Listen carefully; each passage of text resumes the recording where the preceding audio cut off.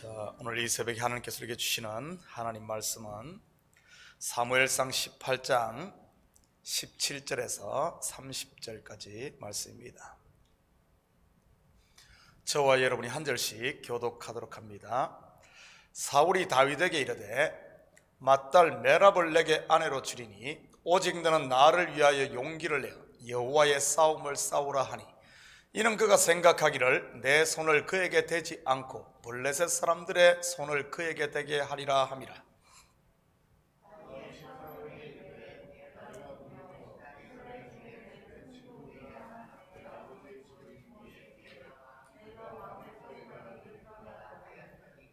사울의 딸 메랍을 다윗에게 줄 시기에 무홀라 사람 아드리엘에게 아내로 주었더라.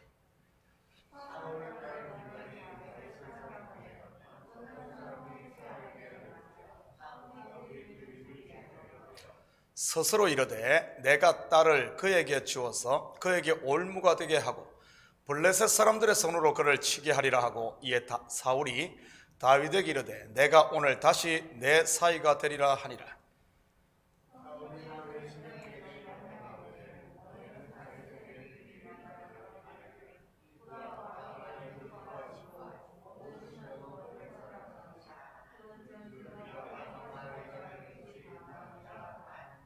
사울의 신하들이 이 말을 다윗의 귀에 전하매 다윗이 이르되 왕의 사해가 되는 것을 너희는 작은 일로 보느냐? 나는 가난하고 천한 사람이라 한지라.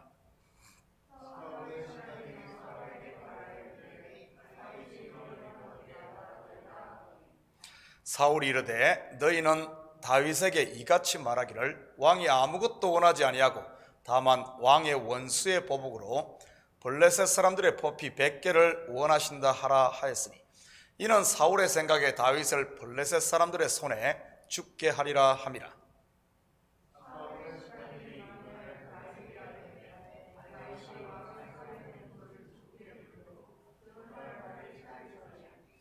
다윗이 일어나서 그의 부하들과 함께 가서 블레셋 사람 200명을 죽이고 그들의 포피를 가져다가 수대로 왕께 드려 왕의 사위가 되고자 하니, 사울이 그의 딸 미갈을 다윗에게 아내로 주었더라.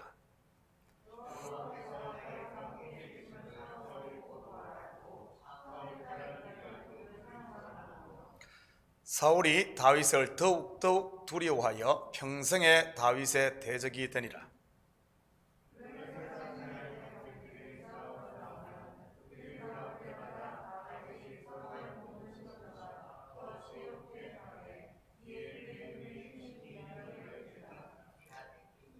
아멘. 좋은 아침입니다. 오늘 본문은 다윗을 죽이기 위한 사울의 갖가지 괴계를 소개하고 있습니다. 다윗을 죽이려는 사울의 첫 번째 시도가 무엇이었습니까? 그 속에 악령이 임하자 미친 척하고 창을 던져 다윗을 죽이려고 했지요. 그것도 2번씩이나 말이지요. 이 말은 사울이 미쳐서 한 행동이지만 의도적이었음을 말하는 것입니다. 법률 용어를 쓰자면 심신미약 상태가 아니었다는 말이지요. 그렇지만 다윗은 사울이 던진 창을 2번씩이나 피합니다. 그리고 그 2번째 시도한 방법이 자기의 맏딸 메랍을 다윗에게 주어 블레셋의 싸움에 내보내 죽게 하려고 합니다. 이 방법은 상당히 수가 높은 방법이지요. 왜냐하면 자기가 한 약속을 지키면서 다윗을 제거하려고 한 것이니까요. 2마리 토끼를 한꺼번에 잡으려고 한 것이지요. 엘라 골짜기 전투에서 사울은 블레셋의 적장 골리앗을 죽인 사람은 왕의 사위로 삼겠다고 포상금을 내걸지 않았습니까? 다윗이 골리앗을 죽임으로 그 포상금을 받게 되었고요. 과연 다윗은 그 포상금을 받았을까요? 이제부터는 이야기의 무게 중심이 다윗에게로 옮겨갑니다. 하나님께서 기름 부음 받은 그를 이스라엘 왕으로 만들어가는 이야기니까요. 오늘은 다윗이 아내를 얻는 과정 속에 담긴 이 복음의 비밀을 한번 살펴보도록 하겠습니다. 18절 19절입니다. 다윗이 사울에게 이르되 내가 누구며 이스라엘 중에 내 친속이나 내 아버지의 집이 무엇이기에 내가 왕의 사위가 되리까 하였더니 사울의 딸 메랍을 다윗에게 줄 시기에 무홀라 사람 아드리엘에게 아내로 주었더라. 한마디로 좋다가 말았네요. 다윗에게 줄 듯 하다가 주지 않았으니 말이지요. 사울의 맏딸 메랍은 사실 사울이 골리앗의 머리에 내건 이 포상금 중 하나였지요. 당연히 다윗이 골리앗을 죽였기에 메랍을 다윗에게 아내로 주었어야 합니다. 그런데 알고 보면 그 포상금 속에는 다윗을 죽이기 위한 덫이 들어 있었던 것이고요. 이스라엘 중에 내 친속이나 내 아버지의 집이 무엇이기에 내가 왕의 사위가 되리까? 다윗의 겸손과 낮아짐 한 번에 뒤도 돌아보지 않고 맏딸을 다른 사람에게 시집 보내버리네요. 누구 약 올리는 것도 아니고 말이지요. 다윗이 기대했던 포상금은 물 건너갔네요. 다윗 말은 안 해도 이 말은 안 해도 지금 다윗 밤잠 못 잤을 겁니다. 왕의 사위가 될 뻔했는데 사실 일생일대의 기회를 날려버렸으니 말이지요. 그렇다면 이것은 구속사의 큰 그림에서 무엇을 말하는 것일까요? 다윗은 예수 그리스도를 예표한다고 했습니다. 다윗의 아내면 누구를 말하는 것일까요? 바로 예수 그리스도의 신부가 될 저와 여러분, 곧 교회이지요. 다윗의 아내는 사울로부터 오는 포상으로 되어지는 것이 아님을 보여주는 것입니다. 다시 말해 예수 그리스도의 신부는 율법에서 난 의로는 안 된다는 말입니다. 사울은 율법을 상징하니까요. 그리고 사울이 맏딸 메랍을 다윗에게 주려고 했던 이유는 그를 죽이기 위한 것이 목적이었지 않습니까? 그 속에 치명적인 독이 들어있었던 것이지요. 사람을 죽이는 독 말입니다. 먹음직도 하고 보암직도 하고 지혜롭게 할 만큼 탐스럽기도 한 선악과처럼 말이지요. 알고 보면 선악과가 바로 율법 사울이지 않습니까? 메랍을 아내로 맞지 않았기를 다행히 이제 큰일 날 뻔했네요. 엘라 골짜기에서 다윗의 관심을 끌었던 게 무엇입니까? 바로 사울이 내건 포상금이었지요. 얼마나 매력적이었겠습니까? 많은 재물과 왕의 딸을 주어 왕의 사위가 되는 것, 그리고 온 가정이 세금 면제받는 것 말입니다. 그 중에 제일이 무엇이었을까요? 바로 왕의 사위가 되는 것이지요. 일단 선악과 시험은 지나갔네요. 예수님께서 공생애를 시작하실 때 40일 금식 후에 마귀의 시험을 물리쳤듯이 말이지요. 20절입니다. 사울의 딸 미갈이 다윗을 사랑하며 어떤 사람이 사울에게 알린지라 사울이 그 일을 좋게 여겨. 이번에는 사울의 둘째 딸 미갈이 다윗을 사랑합니다. 그리고 이 사실이 사울에게 보고되지요. 사울은 또다시 다윗에게 이 올무를 놓기 위해 사위가 될 것을 요청합니다. 그런데 이번에는 직접 나서지 않고 신하들을 시켜 조심스럽게 접근을 하지요. 23절 계속 봅니다. 사울의 신하들이 이 말을 다윗의 귀에 전하매 다윗이 이르되 왕의 사위 되는 것을 너희는 작은 일로 보느냐? 나는 가난하고 천한 사람이라 한지라. 다시 다윗은 스스로 가장 낮은 자리에 내려오지요. 다윗의 이 모습 어디에서 보지 않았습니까? 빌립보서 2장 5절에서 8절입니다. 너희 안에 이 마음을 품어라. 곧 그리스도 예수의 마음이니 그는 근본 하나님의 본체시나 하나님과 동등됨을 취할 것으로 여기지 아니하시고 오히려 자기를 비워 종의 형체를 가지사 사람들과 같이 되셨고 사람의 모양으로 나타나사 자기를 낮추시고 죽기까지 복종하셨으니 십자가에 죽으심이라. 우리를 신부 삼기 위해 오신 예수 그리스도의 모습이지요. 바로 다윗이 지금 이 모습이 된 것입니다. 그때 사울의 신하들은 다윗의 말을 사울에게 전합니다. 사울은 어떻게든 다윗을 사위로 삼아 블레셋 사람의 손으로 죽게 하려는 일념으로 다시 올무를 그 앞에 놓습니다. 블레셋 사람의 포피 100개라는 혼인지창금으로 미끼를 놓습니다. 이에 다윗은 흔쾌히 승낙을 합니다. 27절입니다. 다윗이 일어나서 그의 부하들과 함께 가서 블레셋 사람 200명을 죽이고 그들의 포피를 가져다가 수대로 왕께 드려 왕의 사위가 되고자 하니 다윗이 그의 딸 미갈을 다윗에게 아내로 주었더라. 블레셋 사람 200명의 목숨값을 주고 얻은 아내 미갈, 사실 왕이 요구한 빙패물의 2배를 준 것이죠. 이것은 무엇을 말하는 것일까요? 이는 곧 예수 그리스도께서 생명의 값을 지불하고 저와 여러분을 신부로 맞았다는 뜻이지요. 영적으로 보면 저와 여러분이 모두 사울의 둘째 딸 미갈이었던 것이지요. 율법 아래에 매여 저주의 무거운 멍에를 메고 살던 미갈 말이지요. 그리고 둘째 딸이란 말은 먼저인 율법이 아닌 은혜로 말미암아 구원 얻음을 보여주는 것이고요.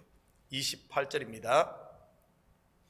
여호와께서 다윗과 함께 계심을 사울이 보고 알았고 사울의 딸 미갈도 그를 사랑하므로 둘째 딸 미갈을 통해 다윗을 죽이려고 했는데 이 사울 그를 죽이기는커녕 둘째 딸이 다윗 편이 되었네요. 여호와께서도 다윗과 함께 계시고 자기 딸 미갈도 그를 사랑하니 말이지요. 성경에는 아내를 얻는 이야기가 많이 나옵니다.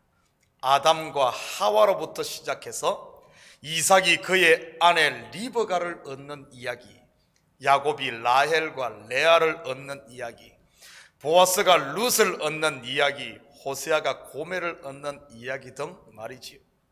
이런 이야기는 단순히 우리가 생각하는 남녀 간의 사랑 이야기로 그치지 않습니다. 바로 예수 그리스도가 그의 신부인 저와 여러분을 아내로 맞는 구원의 이 복음을 담고 있는 것이지요. 그래서 사도 바울은 이것을 그리스도와 교회의 이야기라고 새롭게 해석을 합니다. 우리가 미갈 하면 부정적으로만 생각하기 쉽습니다. 왜냐하면 나중에 다윗이 사울에게 쫓겨 도망 다닐 때 사울이 미갈을 다른 데로 시집을 보냈기 때문입니다. 그런데 다윗은 나중에 그녀를 다시 데려옵니다. 확인합니다. 사무엘하 3장 13절에서 16절입니다. 다윗이 이르되 좋다, 내가 너와 언약을 맺거니와 내가 내게 한 가지 일을 요구하노니 나를 보러 올 때 우선 사울의 딸 미갈을 데리고라. 그리하지 않으면 내 얼굴을 보지 못하리라 하고 다윗이 사울의 아들 이스보셋에게 전령들을 보내 이르되 내 처 미갈을 내게로 돌리라. 그는 내가 전에 블레셋 사람의 포피 100개로 나와 정혼한 자니라 하니 이스보셋이 사람을 보내 그의 남편 라이스의 아들 발디엘에게서 그를 빼앗아 오매 그의 남편이 그와 함께 오되 울며 바우림까지 따라왔더니 아브넬이 그에게 돌아가라 하매 돌아가니라. 인간적인 눈이나 아니면은 윤리적인 관점에서 보면 다윗을 도저히 이해할 수가 없지요. 다윗은 아내가 여럿 있지 않았습니까? 그런데 굳이 지금 재혼해서 남의 아내가 되어 있는 미갈을 데리고 오라고 하니 말이지요. 질투가 나서 그랬을까요? 미갈을 빼앗아 오니 그의 남편 발델이 울며 바우림까지 따라옵니다. 한마디로 생이별을 시키는 것이지요. 권력의 힘 앞에 말 한마디 못하는 남편, 얼마나 가슴 아픈 일입니까? 그러면 왜 다윗은 미갈을 데리고 오라고 했을까요? 내가 전에 블레셋 사람의 포피 100개로 나와 정혼한 자리라. 내가 생명의 값을 지불하고 얻은 아내라는 말이지요. 성경은 구속사로 봐야지 그렇지 않으면 막장 드라마가 될 수 있습니다. 그렇다면 성경은 다윗의 아내 미갈을 통해 무엇을 말하고자 하는 것일까요? 바로 저와 여러분의 모습을 보여주는 것이지요. 예수 그리스도의 핏값으로 그의 신부가 되는 은혜를 입고도 또다시 죄에 팔려가 율법의 종로로 타는 모습 말이지요. 호세아서가 바로 이러한 미갈의 모습, 곧 우리의 모습을 자세하게 보여주지 않습니까? 호세아의 아내 고멜을 통해 말이지요. 틈만 나면 집을 나가 다른 남자와 살던 여자 말입니다. 그럼에도 다시 돈을 주고 사오는 호세아. 오늘 다윗이 미갈을 다른 남편에게서 찾아오듯이 말이지요. 그런데 이렇게 다시 다윗에게로 돌아온 미갈이 결정적으로 큰 잘못을 합니다. 바로 다윗이 언약궤를 다윗성으로 들여올 때 말입니다. 그는 즐거워서 아랫도리가 내려가는 줄도 모르고 춤을 추지요. 한마디로 성령에 취해서 말입니다. 그런데 이 모습을 지켜본 미갈이 다윗을 무시하고 비웃다가 결국 평생 자식이 없게 됩니다. 예수님의 표현을 빌리자면 성령을 회방했다고나 할까요? 이는 곧 그 큰 은혜를 입고도 다시 율법으로 돌아간 갈라디아 교회의 모습을 말하는 것이지요. 심판받아 멸망한 소돔에서 구원을 받고도 뒤돌아보다 소금기둥이 된 롯의 아내를 말하는 것이고요. 또한 출애굽을 하고도 애굽을 계속해서 그리워하다가 광야에서 죽어간 출애굽 1세대를 말하는 것이요.